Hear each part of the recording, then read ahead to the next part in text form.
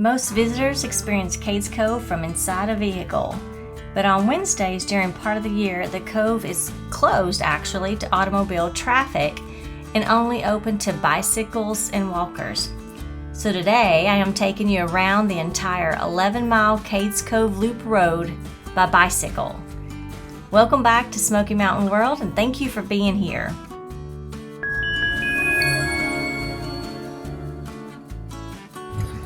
You're going to see the complete ride, the historic buildings, the mountain views, the wildlife, and points of interest that make Cades Cove one of the most special places in the Great Smoky Mountains.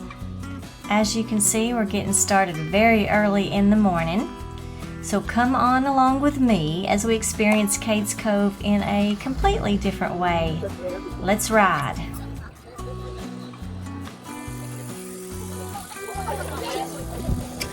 We are beginning at the entrance to Cades Cove Loop Road, and I've been riding this for years, but finally wanted to do this for those who especially are not able to get out to Cades Cove or do this experience. But the complete loop is about 11 miles, but the distance is just part of the challenge. There's several hills along the route, some open areas where there's very little shade, and lots of places that will tempt you to stop and explore. But without the usual line of automobiles and just the traffic jam that comes along with it, this experience immediately feels different. I mean, you can hear the birds and, of course, the bicycle tires on the pavement, and really it's just peaceful. And even though I'm accelerating this biking portion of the video, you'll still be able to follow the entire route from the beginning to the end. So just enjoy the ride here.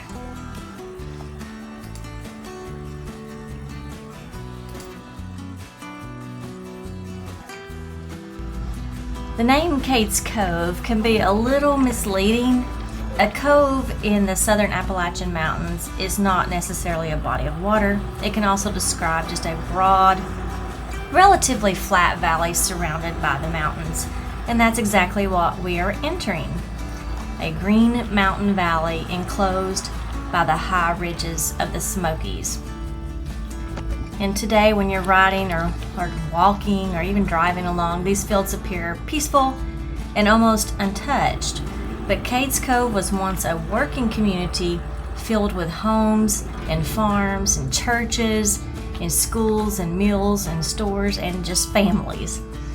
And the buildings that are preserved along the Loop Road help us imagine what life was like before this land became part of the Great Smoky Mountains National Park.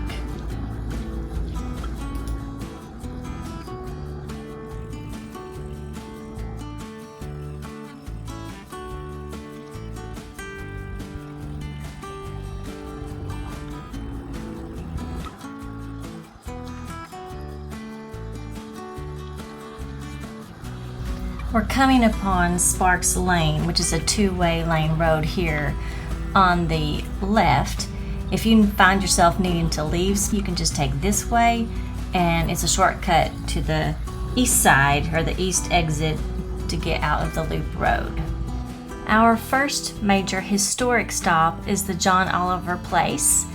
The John Oliver cabin is not located directly beside the Loop Road, so to reach it, you have to go one of two short paths. Now, one route is mostly paved, and that's one we're going to take, and it goes gently uphill. The other one is a more rustic walk along a natural dirt trail. But the complete walk to the cabin and back is only about 3/10 of a mile. So as we follow the trail, just kind of imagine arriving here in 1818 when John Oliver and his wife and his young daughter did. There were no paved roads or signs or crowds, just the forest, the mountains, the open land, and really the beginning of a new settlement. John Oliver and his wife arrived in Cades Cove in 1818, and they became the first permanent European American settlers in the cove. And here we are getting a look at the cabin. The cabin standing here was built during the 1820s and is considered the oldest remaining cabin here in the cove. It is one of over 80 historic buildings in the park.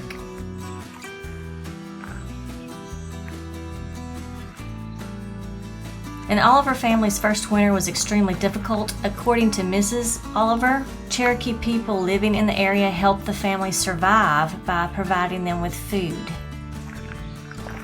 They didn't have much, only the land, the mountains, some simple tools and mules, and the work required to build a new life. They would cut the trees, and to build the house, the round logs were scored, then hewn, and the notched corners needed no nails or pegs. Just gravity held them together. Then chinks, the open spaces between the logs, they were filled with mud to seal out the rain, the weather elements, the mud, the snow, and the stone chimney that they have was held together with a mud mortar. Now you see some trails around their place here. This home site is connected with a much longer Rich Mountain Trail system, which actually begins near the entrance to Cades Cove, and it passes this home site, and then it continues into the forest and up the slopes of Rich Mountain.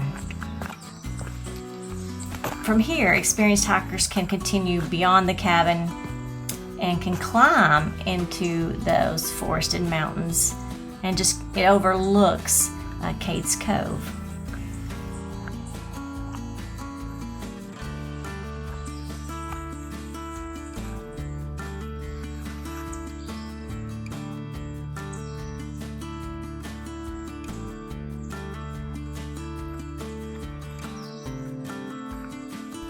There's also some short cabin access paths down in this area. Now they're different from the Rich Mountain Loop Trail.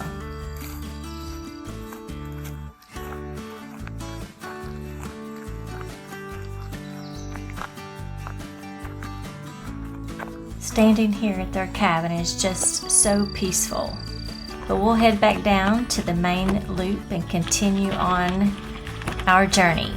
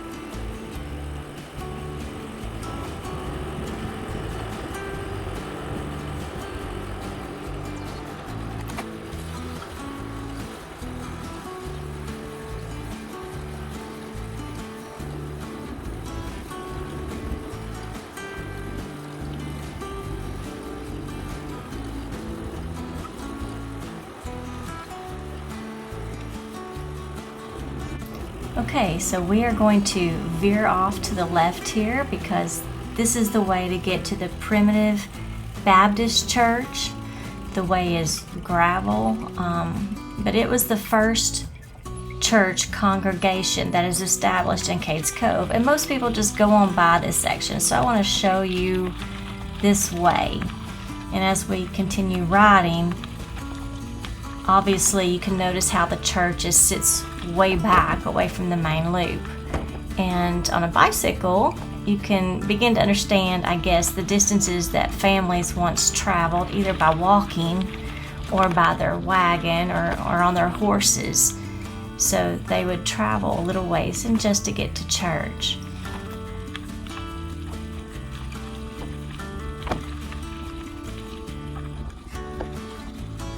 And there was once a consolidated school that stood nearby this road to get to the church as well. It no longer is here.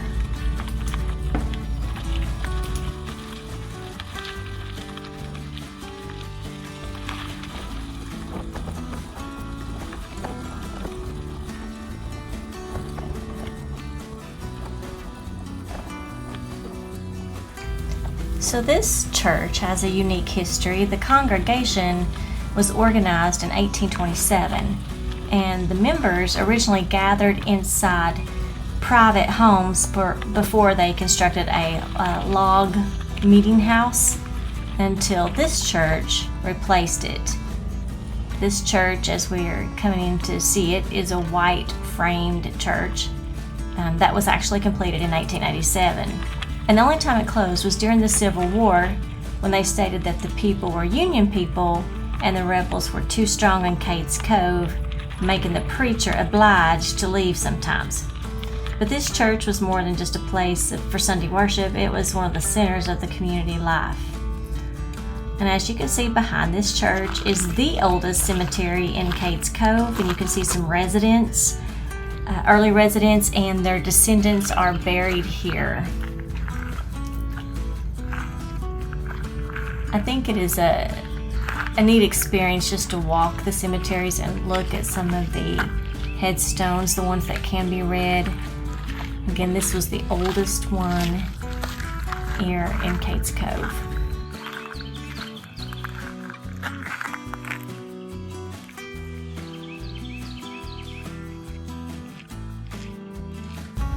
We'll step inside the church now. Look at these old wooden pews. Imagine how they were dressed and how they looked during this time frame.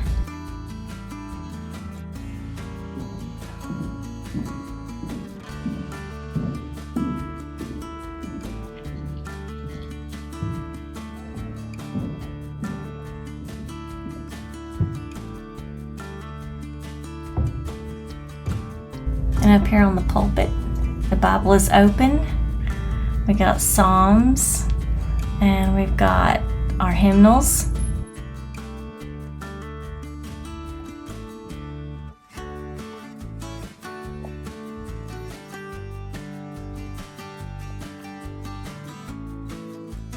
Psalm 23, Psalm of David.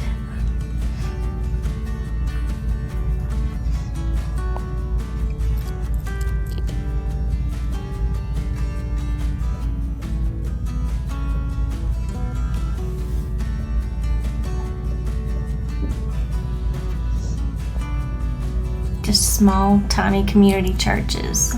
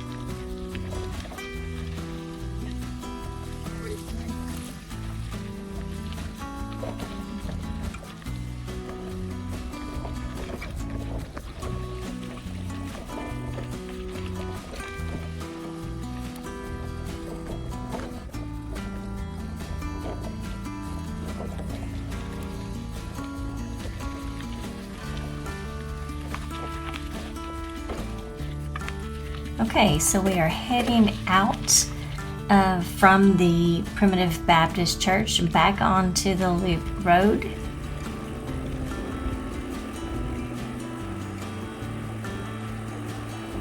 So Cades Cove eventually supported several church congregations. So our next stop coming up is the Methodist Church.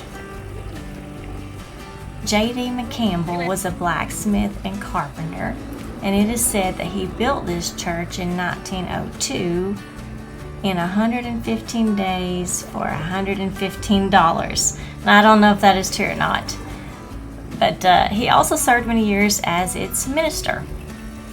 Now, the Methodists were not as numerous as the Baptists in this cove area, but they did get established in a log building until this one was constructed in 1902. You will notice that the church has 2 front doors. In some churches of that period, separate doors were used for men and women, although the Cades Cove Methodists reportedly did not follow that practice. So just a look inside here. Again, we've got the wooden pews and we have an old piano. It's not functional there, but you can see "Are You Washed in the Blood" hymnal sitting at this piano for who knows how long. We've got several Bibles that have been placed up here at the podium. I'm not sure if guests leave their Bibles here as well. I think some visitors do that. As you can see, there's some writing in some. So another old-timey church. So we'll leave out this door, and as we go out, we will see that it too has a cemetery. That was very common. The churches had their cemeteries either out back or by the side. So you can walk the perimeter of the cemetery here, noting the headstones. This one in particular of a Mr. Sands died about a month after the war ended at a young age of 24-25. The flag marks and honors his military service. Visitors have left coins on the grave, a tradition that's used to show that someone stopped to remember a veteran and pay their respects. So it's fascinating to walk along and note some of these headstones and just wonder what some of these stories are. Some we will never know. And like with the other cemetery, some of the early settlers and their descendants are buried here.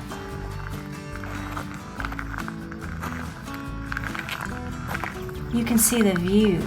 It's just very peaceful, nice view. Just to get out here and in the peace and quiet and be still, or meditate or be prayerful.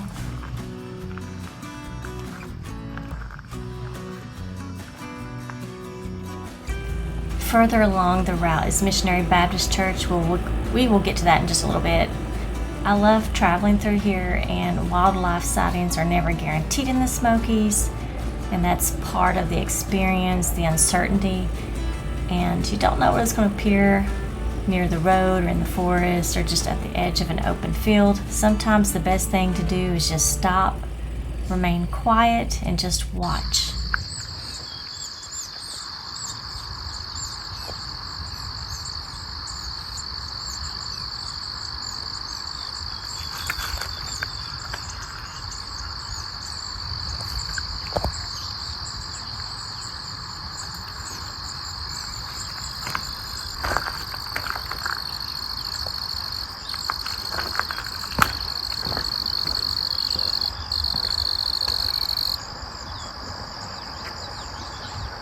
One of the animals everyone hopes to see in Cades Cove, of course, is the American black bear.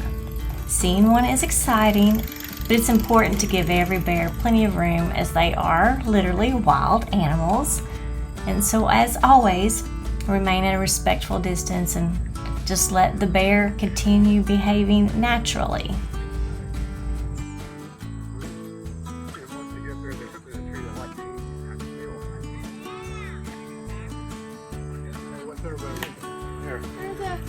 There's a bear up in the tree. He's coming down. Well, let's give him some space.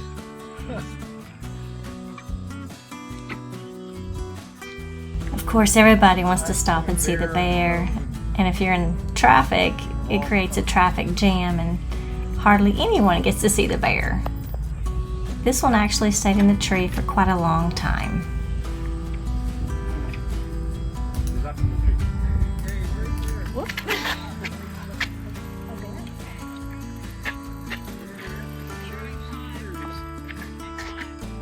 He's gonna stand under the tree. Move down a little bit. All right.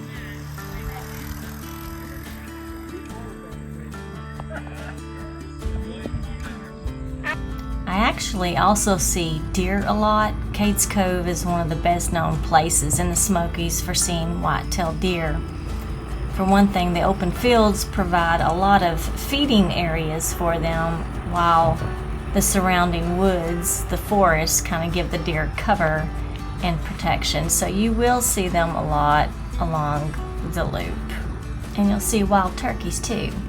Anyway, we are now approaching Hyatt Lane, which is one of two gravel roads that cross through the center of Cades Cove, while the main loop road travels around the outer edge of the valley. Hyatt Lane cuts directly across the open fields and reconnects with the loop near the Van Lawson place, and people will sometimes use this as a shortcut. Now I'm going to continue on the main loop, but I will show you Hyatt Lane later on in the video.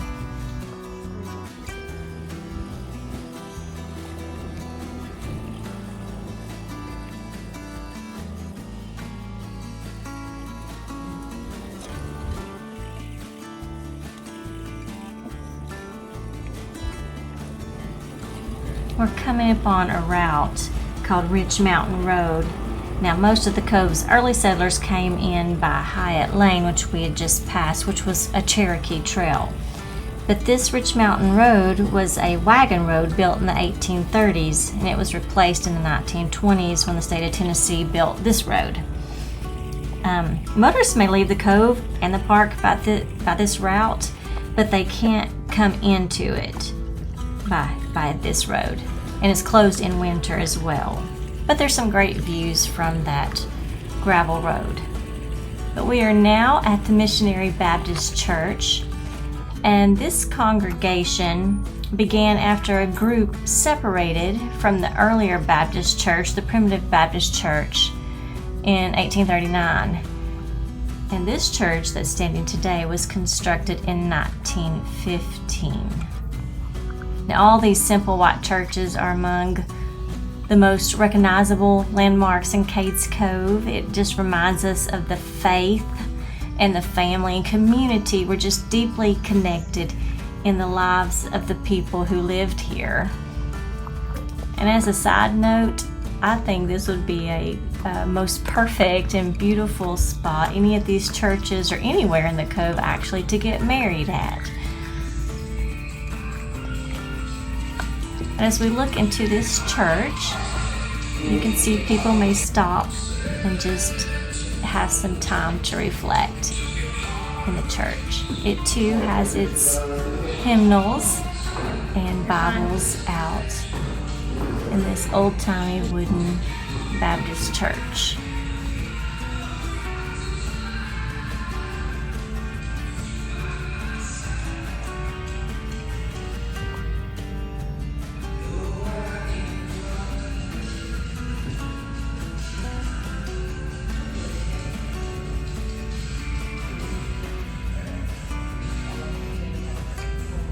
By its back door back here, it also leads out to a path, a little gravel path where it too has its cemetery.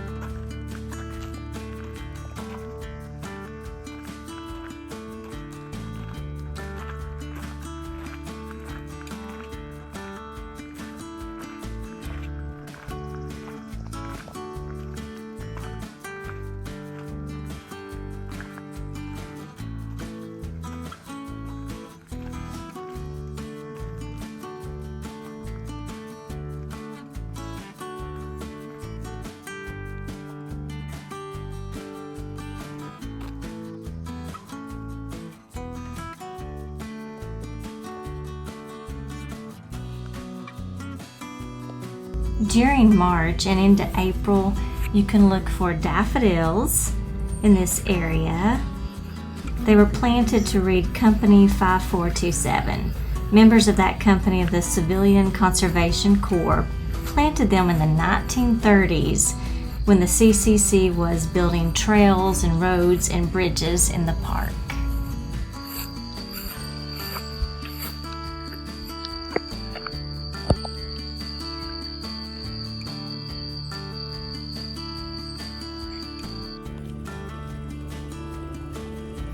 We're now getting into one of my favorite parts of the ride with no cars passing.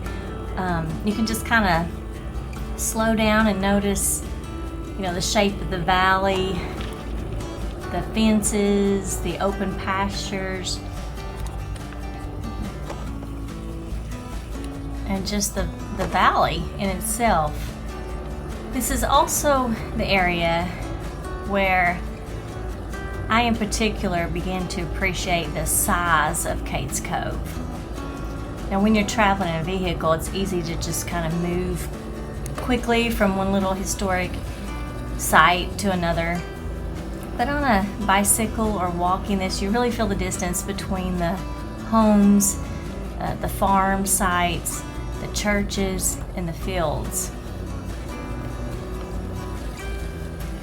It's just a reminder that thinking about the families who lived here, this entire valley was their community.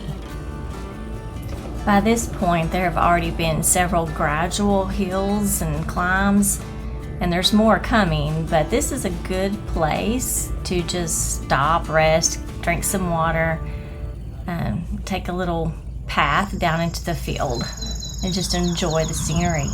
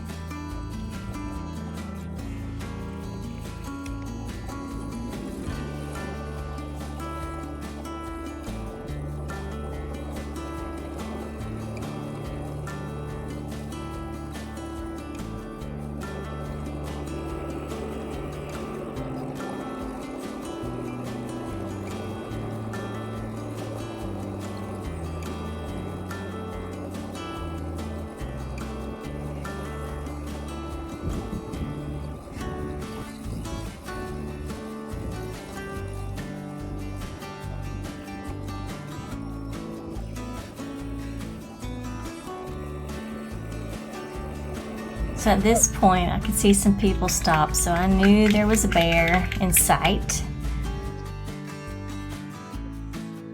What do you know?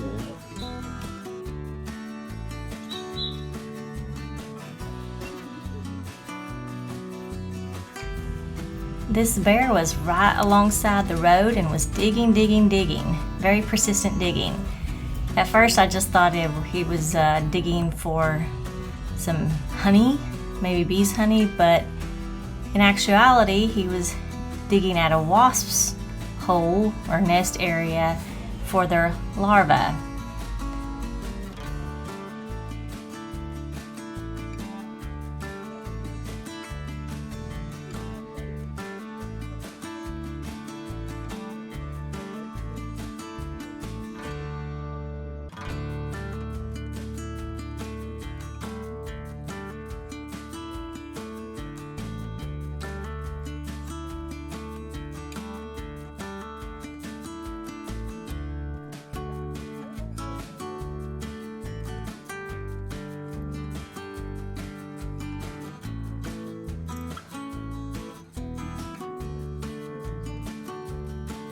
Needless to say, once he left, he had disturbed the nest and they were very angry. So it was good that none of us spectators were close. And you see that path on the right, it's a trail. It's called Cooper Road Trail. It was a Native American trail and a direct route basically to Maryville.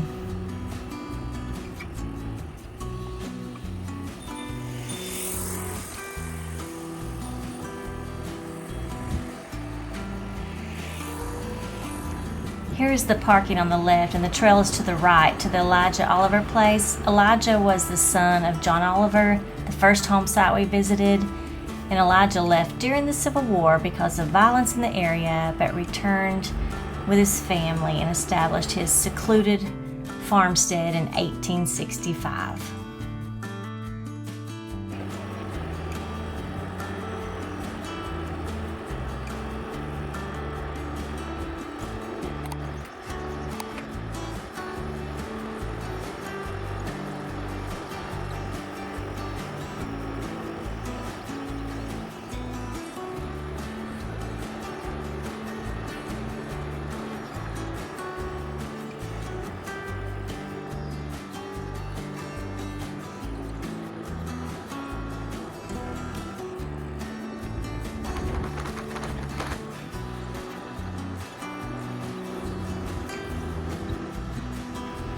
Before reaching our midpoint area, we're taking a right here, a short detour down Abrams Falls Road to look at the trailhead. I think this is a nice scenic road, but it is gravel, a little bumpy here.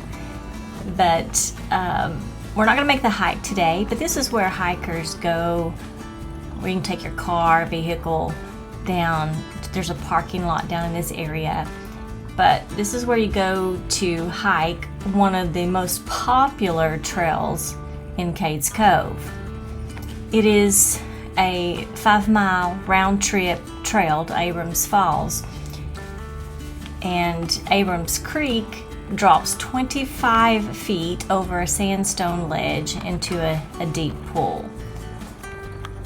So we will see where this trailhead begins, so you can get an idea if you ever want to take this hike. I will post this hike in another video so you can see it in its entirety.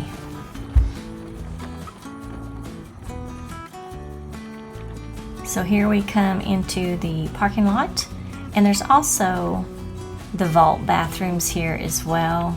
That's good if you're gonna need to go before the hike.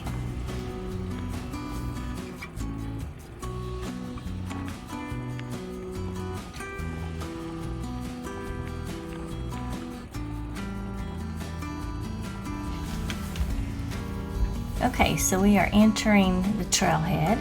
So you park, get all your stuff, your hiking bag, your snacks with you, and you'll come to this area right inside the woods here.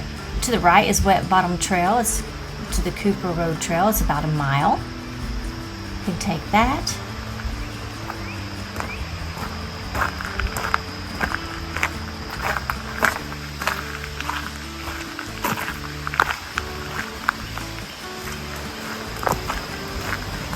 And then to the right over here is the actual trailhead. Remember, it's a 5-mile round trip, moderately difficult. Plan on 3 to 4 hours. So make sure you have plenty of drinking water and whatever snacks you're going to take with you.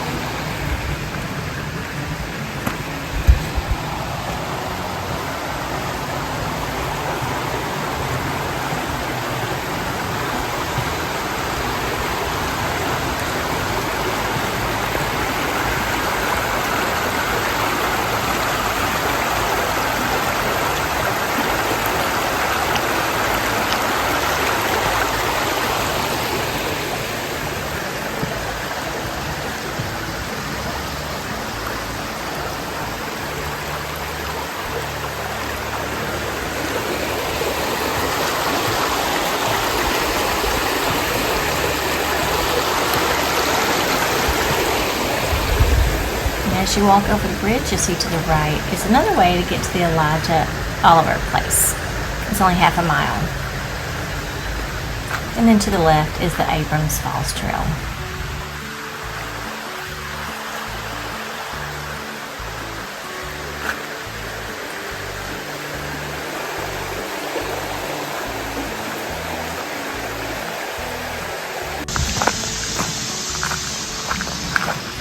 In the opposite direction of Abrams Falls Trail is the Rabbit Creek Trail. It's nearly 8-mile backcountry route connecting Cades Cove with the remote Abrams Creek area. It includes mountain ridges, creek crossings, and several connections to longer trails.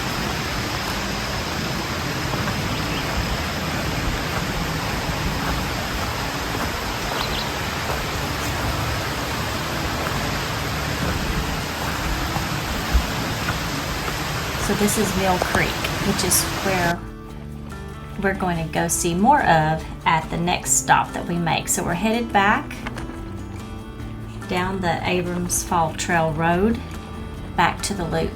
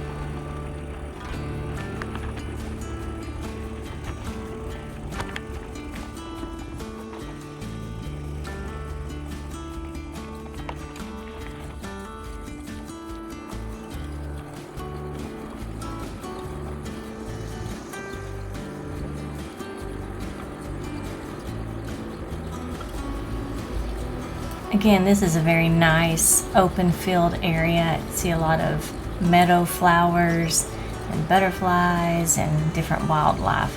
Usually I see deer in this area as well.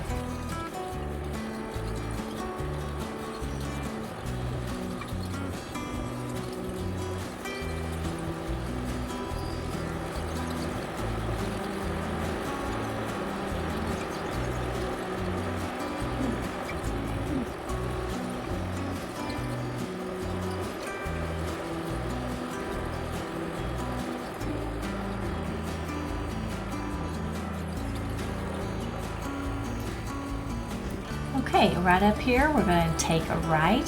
This is the big Cable Mill historic area, and it's about halfway point of the loop. Most people will stop here for a much needed break. They also have bathrooms here too. And the Cable Mill Historic Area brings together like many of the buildings that would have been found on a working Appalachian farm. The grist mill that we will see here still stands on its original site, while most of the surrounding structures were brought here from other areas of the park for preservation. So we're going to slow down here and take a closer look.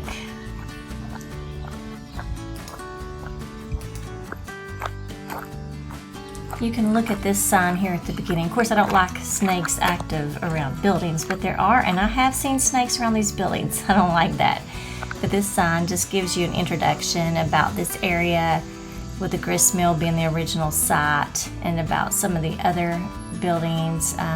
You can pick up a little tour booklet at the beginning of the Cades Cove Loop Road, and it'll give more information about some of these buildings. But right now, on the right hand side, you're going to see the sorghum mill, which was used by horses or a mule to walk in a circle and produce sorghum cane juice, right? For that sweet syrup that families knew. And this little building right here is the smokehouse. So before refrigeration, the smokehouse was basically essential to a mountain farm. Pork was salted, cured, and smoked here sometimes. Families could preserve ham, bacon, sausage, and other meat that they would use throughout the year. This is the Gregg Cable House. It was built in 1879 using lumber believed to have been cut at the nearby cable mill. Gregg operated a general store on the first floor before selling the house to Rebecca, and she's better known as Becky, and Dan Cable in 1887. They continued the store for several years before Becky later operated the house as a boarding house. It is the first and only surviving all-frame house in Cades Cove, making it noticeably different from the earlier log homes that we find around this valley. Now, Becky and Dan were brother and sister. Dan's wife had tuberculosis, and Dan was hospitalized for mental illness, so Aunt Becky, what they called her, reared her brother's children and ran the boarding house, took care of the farm and the cattle raising, and really lived a long and successful life. She had, I think, 600 acres of land and died in 1940 at the age of 96. So here is a picture of her. And you can read a little bit about their life here. This was not the original site. It was actually moved here from its original site on Forge Creek Road.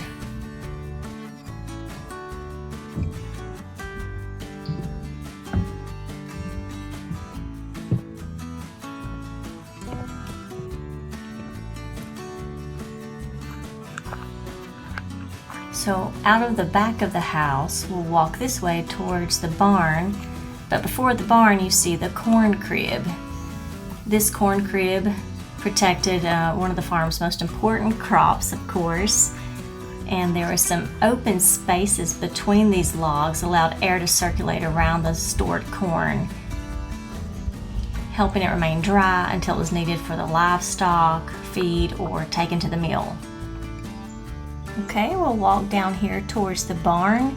This type of barn was typical in East Tennessee. This is known as a drive-through barn because the farmer could guide a wagon and team directly through the center while unloading. They could stand on the wagon load of hay in the middle and then use a pitchfork to transfer the hay to the loft up above. They could do it pretty quickly. And of course, these livestock stalls stood on either side. The loft above is where the hay and feed was stored.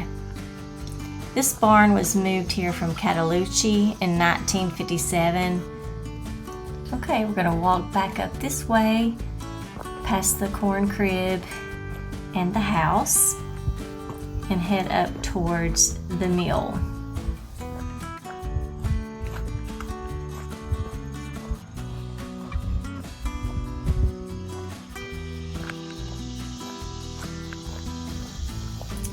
And a trip to the mill was really a social occasion as well as getting things done. Families could exchange news, they would conduct business, they would spend time with neighbors, basically socialize while waiting for their grain to be processed. For the people of Cades Cove, a meal saved them an enormous amount of physical labor. So this corn they grew and stored could be ground into meal here at the grist mill, and logs could be cut into usable lumber much more efficiently. So John P. Cable constructed this water-powered grist mill and sawmill around 1870. It is on its original site. Water is directed through this channel and into a wooden flume. From there, the water turns the large mill wheel, powering the machinery inside.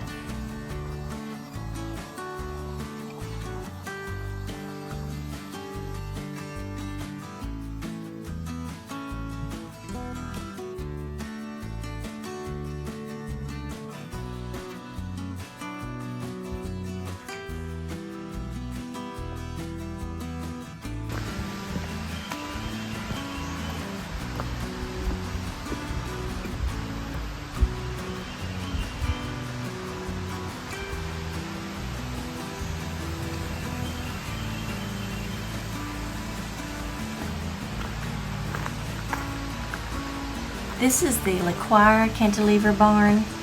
The cantilever barn is named for its large upper story, which projects beyond the rooms below. You can see these overhangs.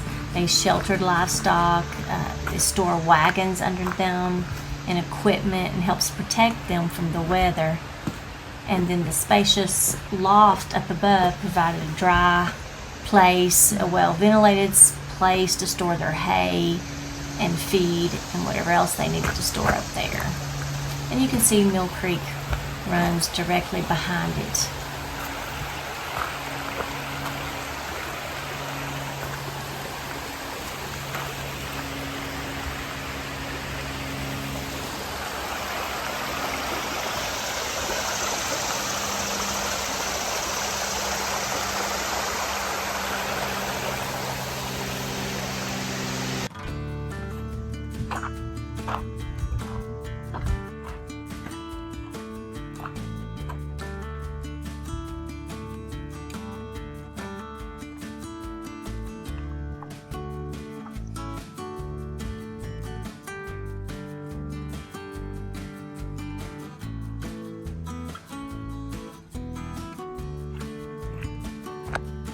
And this is the blacksmith shop.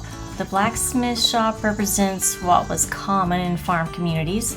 Iron was essential for axes, knives, bolts, chains, hooks, and whatever else. The blacksmiths made and repaired the tools, horseshoes, wagon parts, and hardware needed to keep the farms running. And headed back, that's the visitor center. It's open daily, and it is a place where you can go in and buy souvenirs and books. All right, we're gonna head back out of this area and get back on the loop road. Before we get on the main loop road, I do wanna take this road to the right. Normally you would just keep going straight to the loop, but we're gonna go right here. So we are taking a detour down Forge Creek Road. Again, a very bumpy, gravelly road, and about 3/4 of a mile going this way is the Henry Whitehead Place.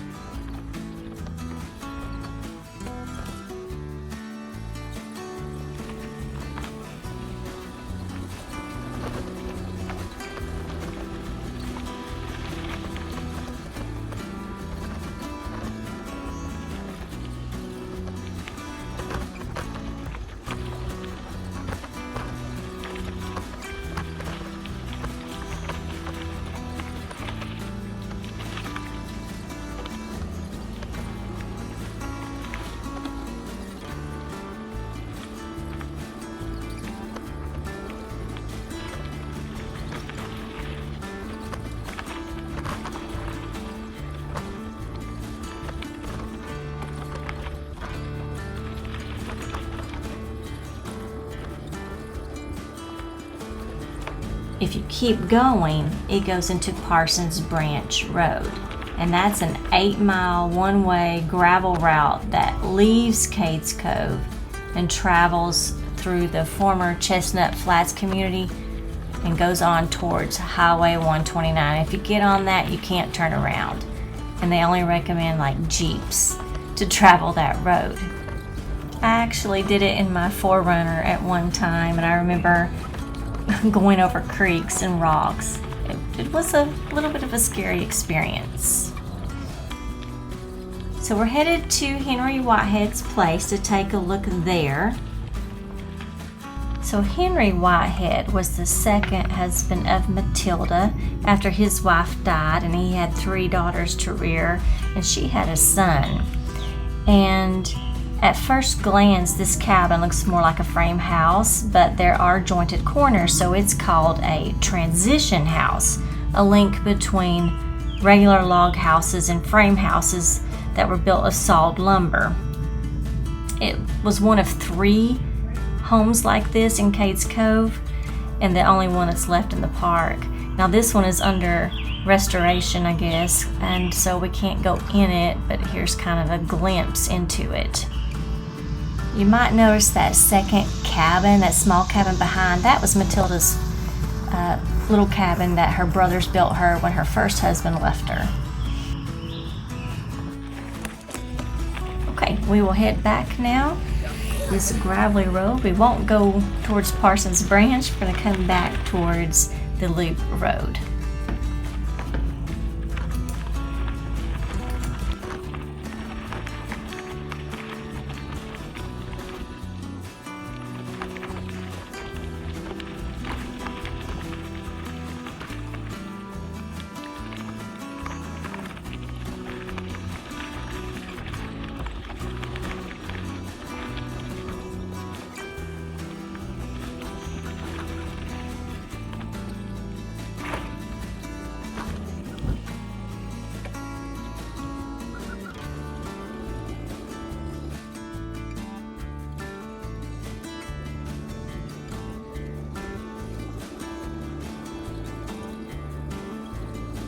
So we are back on the loop, beginning the second half. And right up here on the right hand side, we're going to go visit this small cemetery. Again, we're just beyond the Cable Mill area, and this is the Cable Family Cemetery.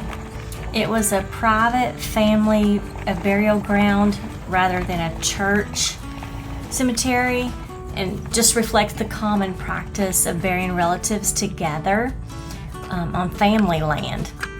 Now this is the Cable family, and they had been prominent in Cades Cove since the 1820s. The earliest marked burial is believed to date to 1871.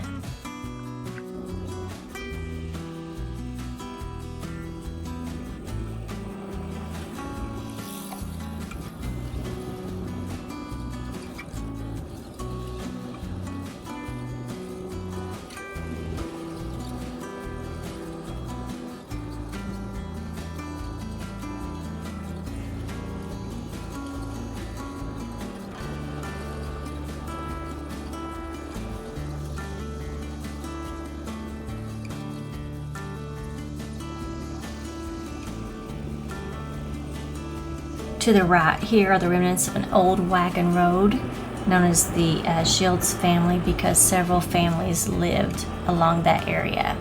This section contains some beautiful stretches of road, lots of shade, dappled sunlight, very nice ride. But it also includes several of the ride's most noticeable hills.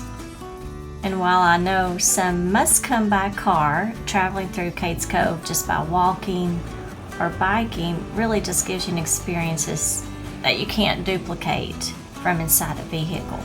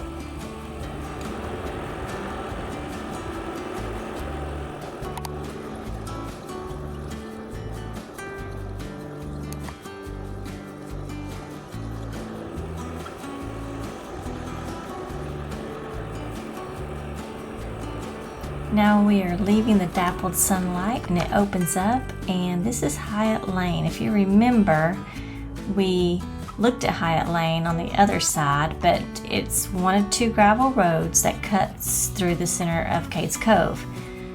Now remember, the main loop travels around the outer edge. Well, Hyatt Lane cuts directly across these open fields and then reconnects to the other side. So it's a two-way road, and so it allows travel in both ways. So many visitors will use it as a shortcut when they don't have time to complete the entire 11-mile loop. Of course, our goal today was to ride every mile, so I'm also wanting to ride Hyatt Lane and show you this shortcut. It's approximately 1.25 miles long, and it's more than just a shortcut. Old Hyatt Lane was extended from north to south across the cove and connect with the historic road that crossed Rich Mountain to what is now Townsend. And for the people who lived there, roads like this connected the farms, the churches, the neighbors, and just routes leading outside the cove too. There was a second Methodist congregation that worshipped near the southern end of Hyatt Lane. Their church was known as Hopewell Methodist Church. It was built in 1880, but that building no longer stands.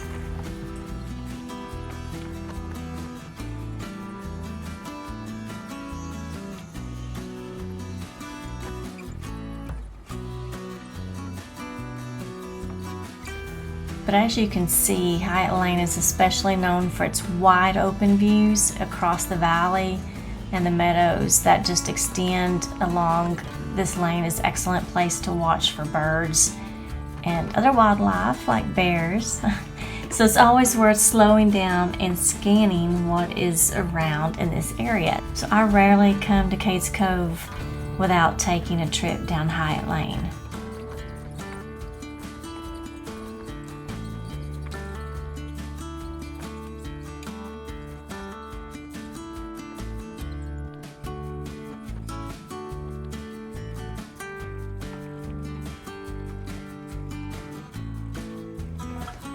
So here a woodpecker was spotted in a tree, but I couldn't get a clear video of it. So we continue to go on.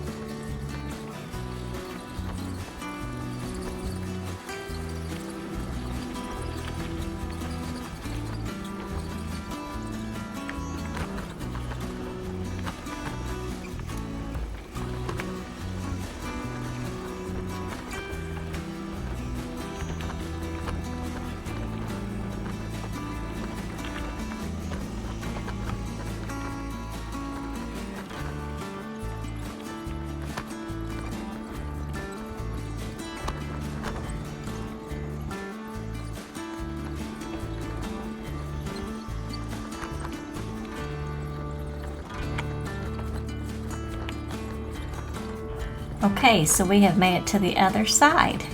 So I will turn around and go back the other way. Isn't it beautiful?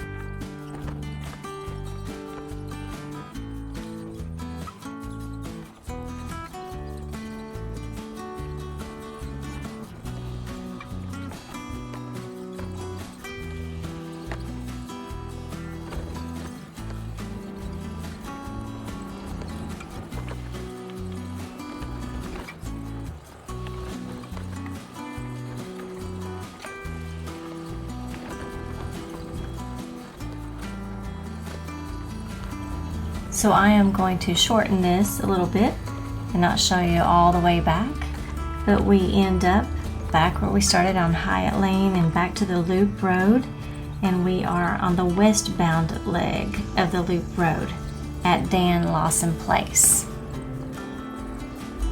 Well, this is the Dan Lawson Place. It's located roughly 7 miles into the loop, and the original log portion of the house was constructed in 1856.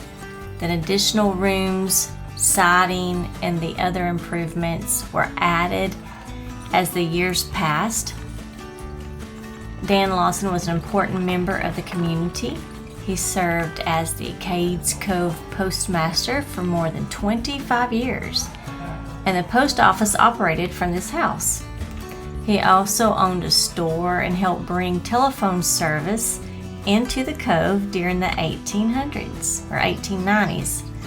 The Lawson Place reminds us that Cades Cove did not remain frozen in an early pioneer period. Its residents adapted and expanded their homes and businesses they created, and they adopted new technology as it became available to them.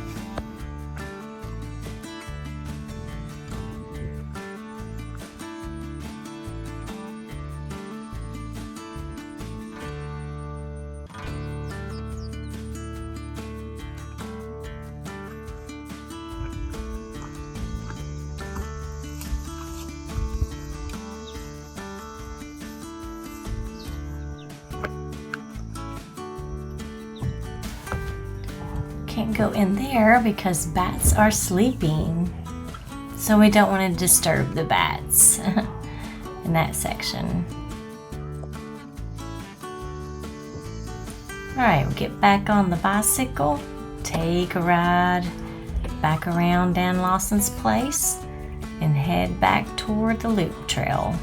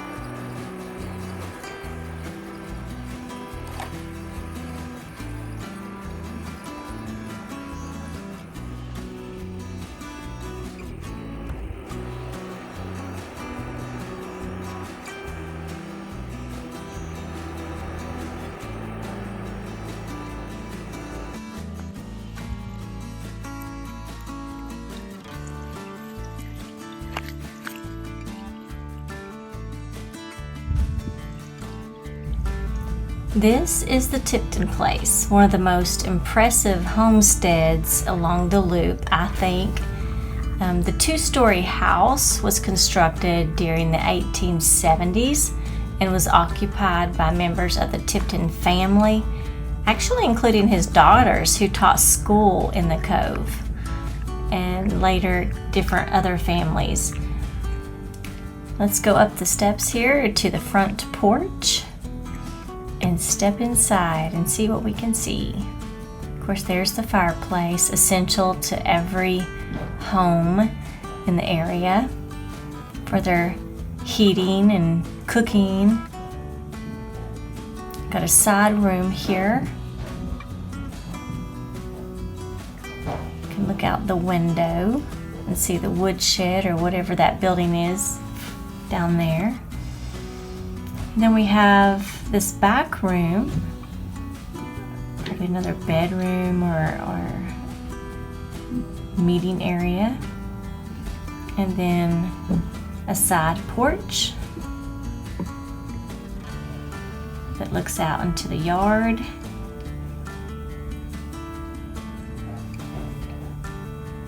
And this shed, this long shed here, sheltered bee gums.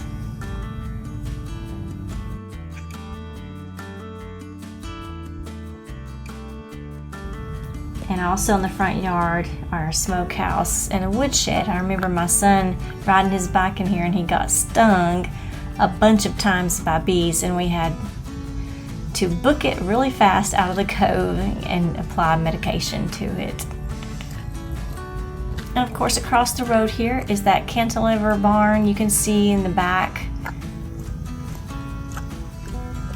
and a double pen corn crib barn here in the front.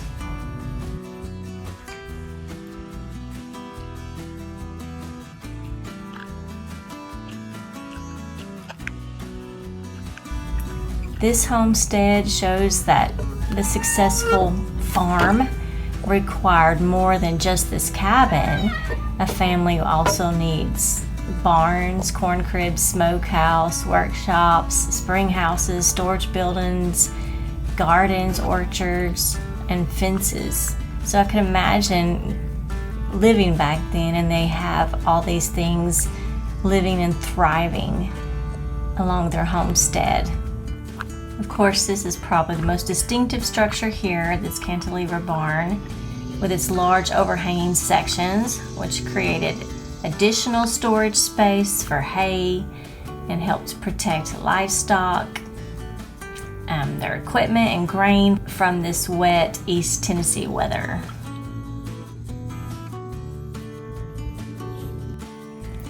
Back on the bike again, traveling through the shade. It's still a very good ride.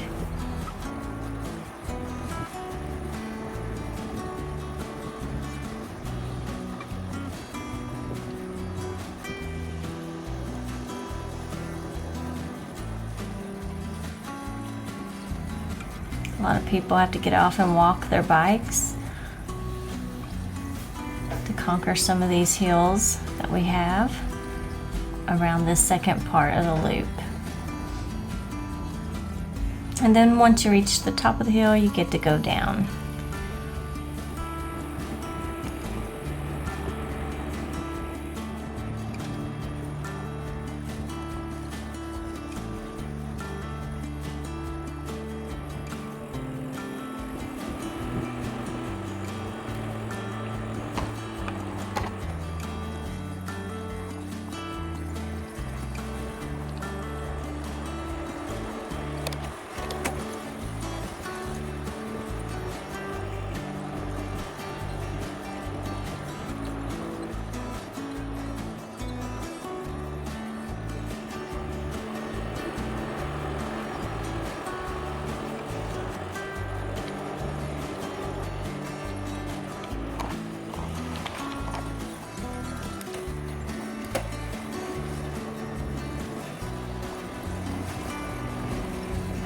Top of this hill is a little pull-off area, and it has a mowed path that you can walk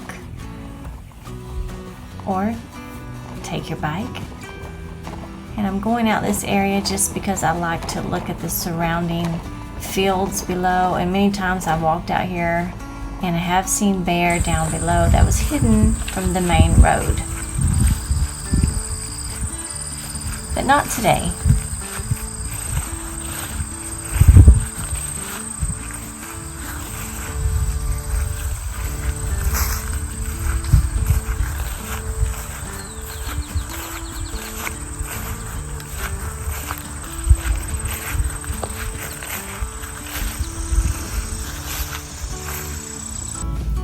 All right, back to the main loop.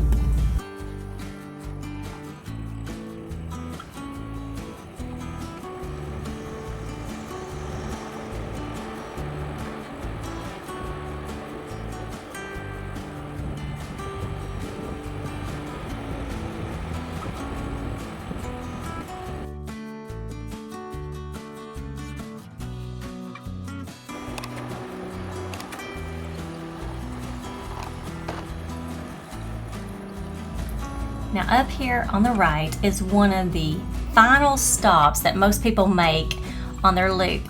It's a very historic home. It's the Carter Shields cabin.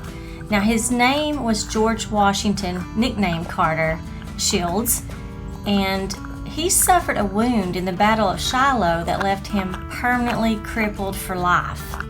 But after the war, he married, moved to Kansas, but came back in 1906. And he actually purchased this property in 1910. This is a really lovely nook here, and he lived here 11 years, I think. But this small one-room cabin with its porch, it's got its fireplace over here on the left-hand side. It's got a sleeping loft. It's just a quiet location in the cove.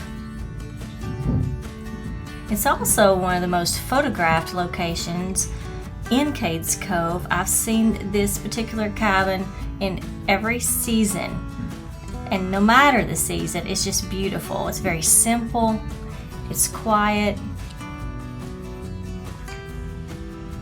There's a creek running back here at the property. Just a very lovely place. And it is a fitting final stop for most people before completing the loop. It's just a reminder of just the modest way that they lived. And we are going to head back on the loop, but we've got another stop to make. Again, this is a very scenic, beautiful ride through here.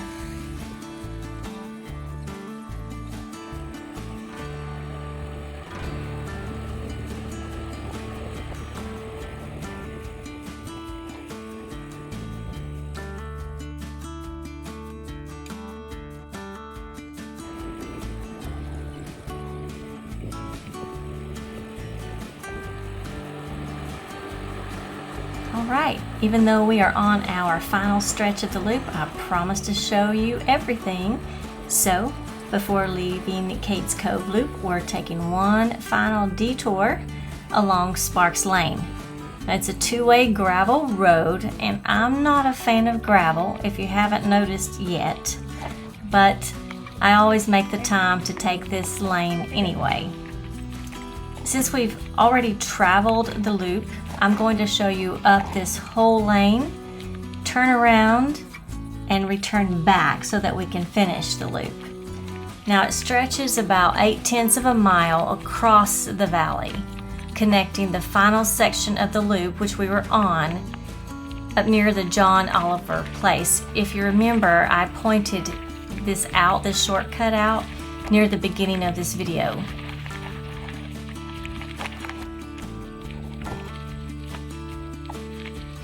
Now some visitors will use Sparks Lane as a shortcut, but I take it because it also has a beautiful route through the open fields.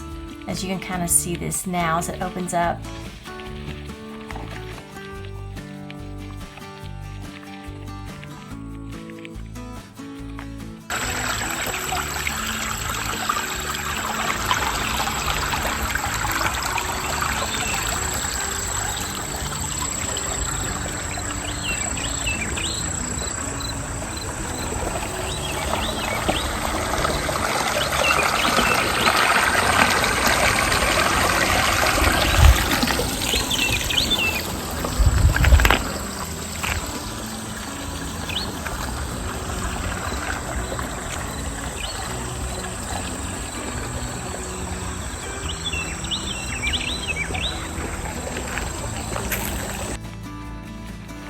You get these long views of the surrounding mountains and frequent opportunities to watch for wildlife. Of course, I will stop and show you if we see some wildlife. I about always take Sparks Lane now, although most people don't, as I've said, because rarely it fails me. I about always see wildlife.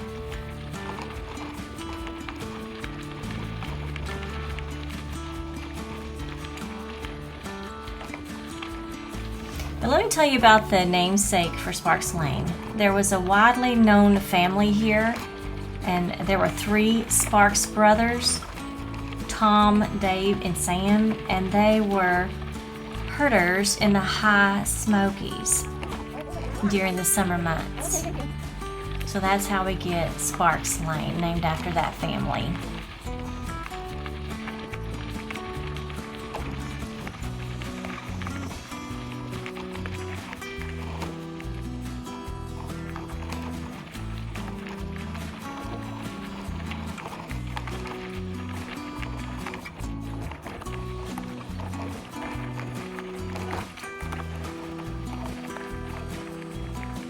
And in this area coming up, water frequently overflows, so you have to be careful. It's ankle deep sometimes, and it was today, and I just had to walk through it with a bike.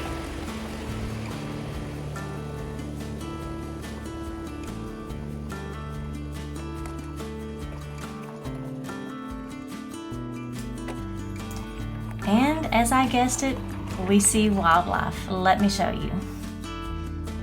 Okay, I'm going to stay here as long as I can, and we're just going to watch them. Now, please remember I'm at a safe distance back, so before I get any hateful comments, I know these mountains and I keep my distance. But I have zoomed in here up close to the tree so you could see the bear cubs. There's a mama bear and baby cubs.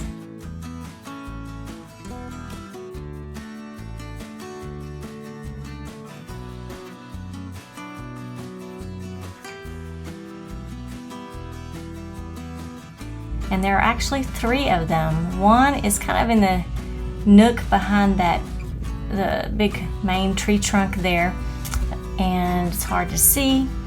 Another one is kind of active, walking around, and then there's one towards the outer edge of the limb, just asleep, just laying there. And the mama, she's pretty busy eating cherries. So it's amazing to me how these creatures can, number one, be in the trees and be so massive, right? Yet be able to walk these trees like it's nothing and walk these limbs. So I'm just going to let you watch them, and we're going to be here for a little while.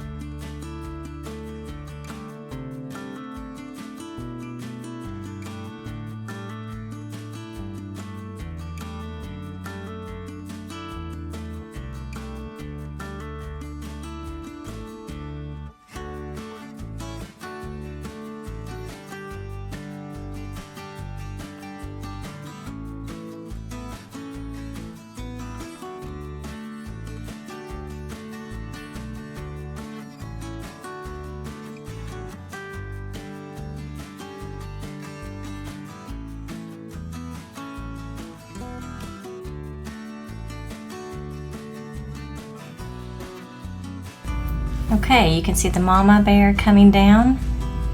So we'll follow them. We'll see if they're gonna come down the tree.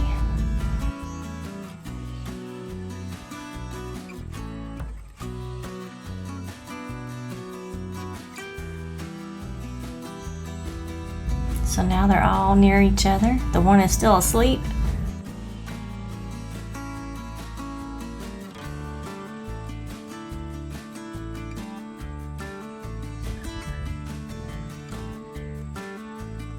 If you've stuck around with me this long in the video, do you deserve this?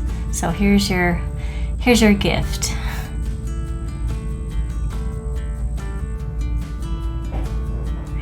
So they are starting to come down. The mama's already made her way down. Here come the cubs to follow her. So they're coming down the tree. I had to step back a little bit. You can see the mama is already there, and the babies are coming down on the other side of that tree. Mama bear on that side of the tree. I think she's just waiting for her cubs to come down.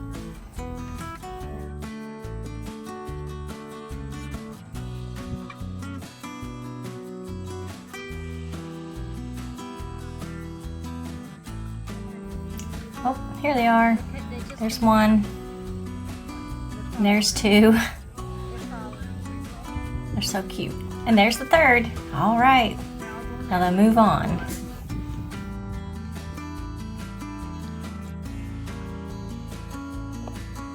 Thank you so much, Mama Bear and her 3 cubs.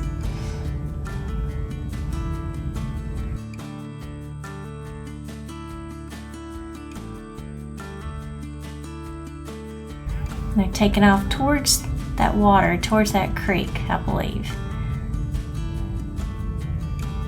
So that was a nice surprise. And here we go to continue the rest of our journey down Sparks Lane, which we're at this point is near the beginning of the loop. So we're just going to turn around and come back.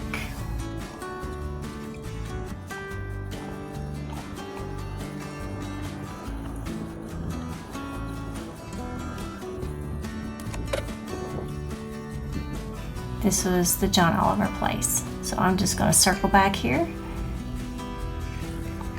and go back down Sparks Lane toward the end of the loop.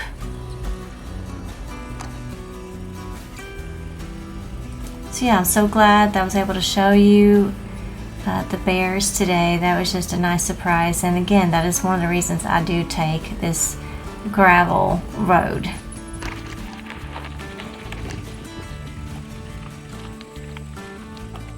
Here's that tree where we saw the bears, and the limbs on the ground there, what Mama Bear knocked down as she was eating her cherries high up in the tree.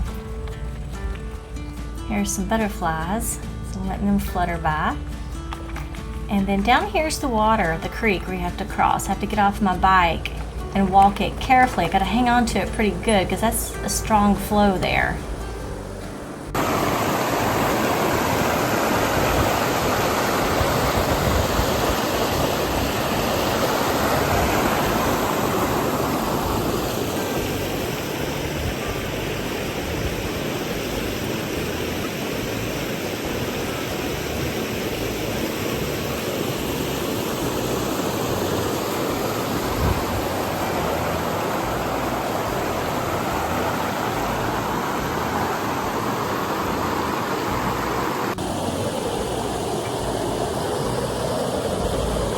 Here I go, and I'm crossing it now, holding on to the bike and getting all wet. And here's this angle from it, from the other side. You can see it's got a good flow to it. Current's pretty good.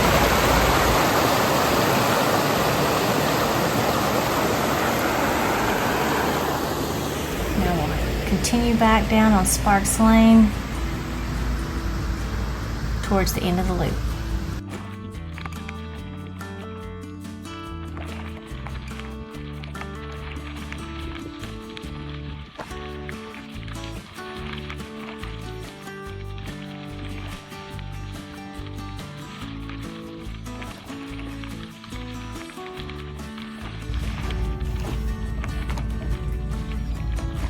Okay, I'm fast forwarding through this way back so that we can get right back on the loop. You may recall this is the end of Sparks Lane here, and you can go back to the left and rejoin the loop road, the main loop road.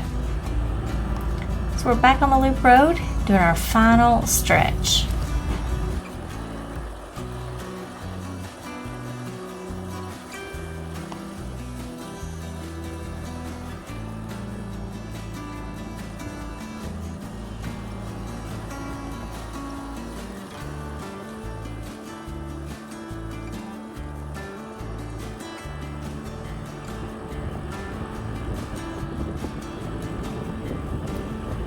Okay, so we are now entering the final portion of our 11-mile ride. One more brief stop right up here off the loop. Here at the end is a small cemetery, and there is a mowed path, and it leads right across the field to the small Ike Liguire Cemetery. You can kind of see it back there beneath that grove of trees.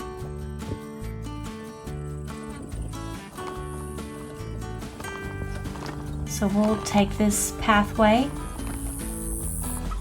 The National Park Service keeps this mowed, so you can walk down or bike down and visit that.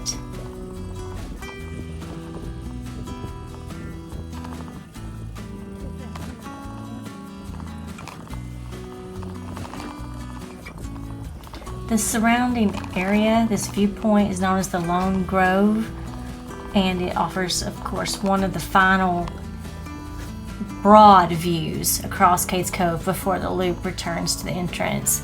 But right here, as we're getting to the cemetery, there's a patch of trees here, and it is said that there's about 16 graves that are believed to be here. And as you can see, most are only marked by simple, what we call field stones, not really headstones.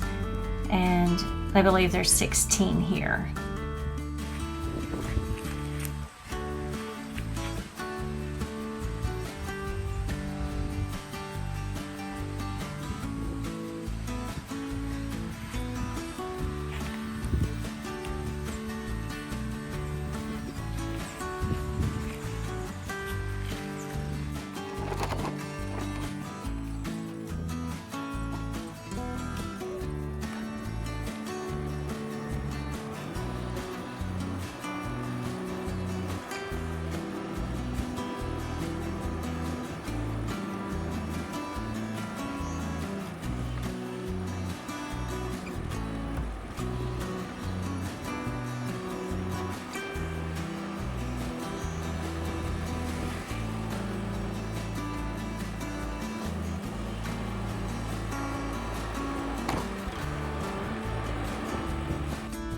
All right, so as we go towards the exit here, the complete loop has taken us through all these open fields, wooded sections, steep hills, historic homesteads, churches, cemeteries, and some of the most beautiful scenery in the Great Smoky Mountains. And of course, there's a bonus to see the wildlife.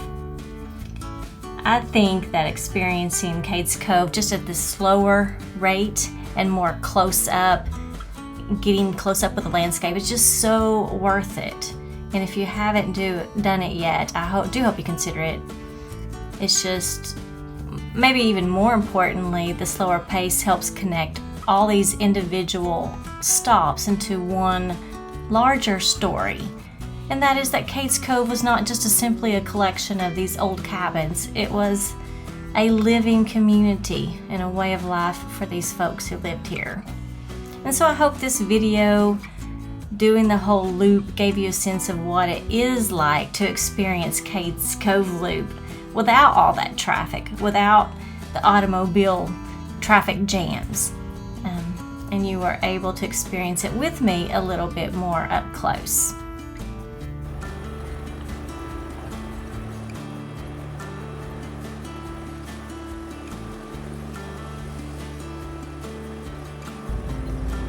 All right, I briefly want to take you to the campground area, which is to the right. and to the store. And the store is just a great place to grab some food, or get some ice cream, right? And some souvenirs, look around, just maybe pick up something here to remember your experience. So I wanted to show you where that was, right here. This is also the campground area.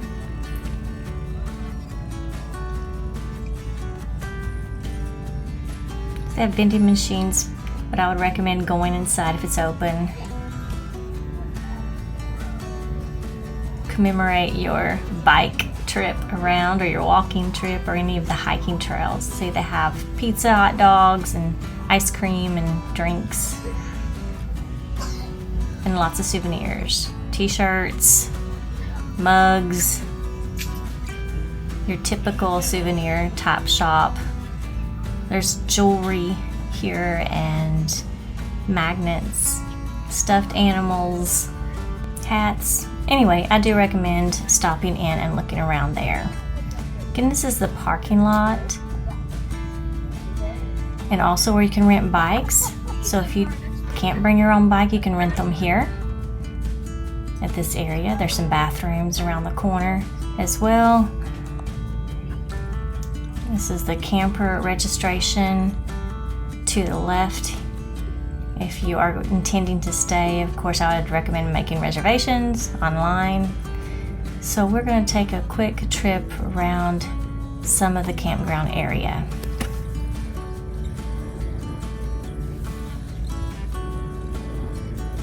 This campground will accommodate both tents and recreational vehicles, and it's open throughout the entire year. It offers drinking water and flush toilets, but there are no showers, there's no electrical or water or sewer hookups.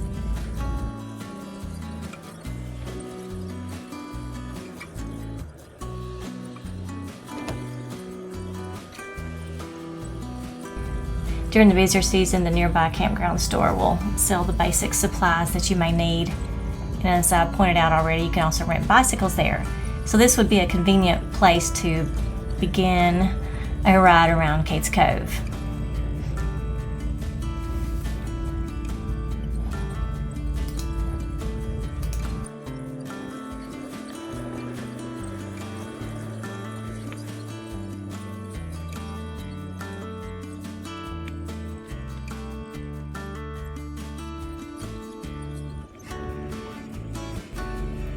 There is also a little nature trail here at the campground. It is a 1 mile loop. It's called Pine Oak Nature Trail. Right here it is. So you don't even have to leave the campground to get a little hike in.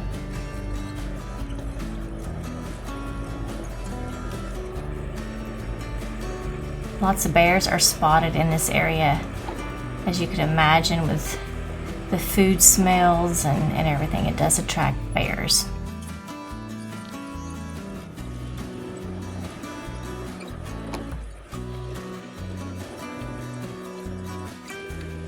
Okay, so that's the end of the campground area, and we'll head back on the main road. I want to take you to the picnic area. We're going to pass by the riding stables here on the left. If you want to take hay rides, or you've registered for horse rides, that's where you would go for that. And heading back toward the entrance of Cades Cove Loop is the picnic area right here.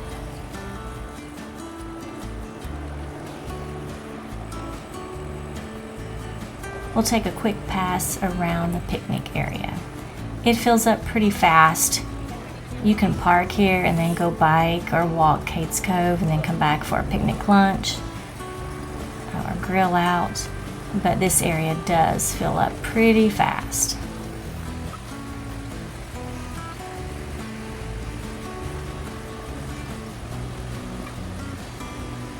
I'm going to show you something here at the edge, or the end of this picnic area.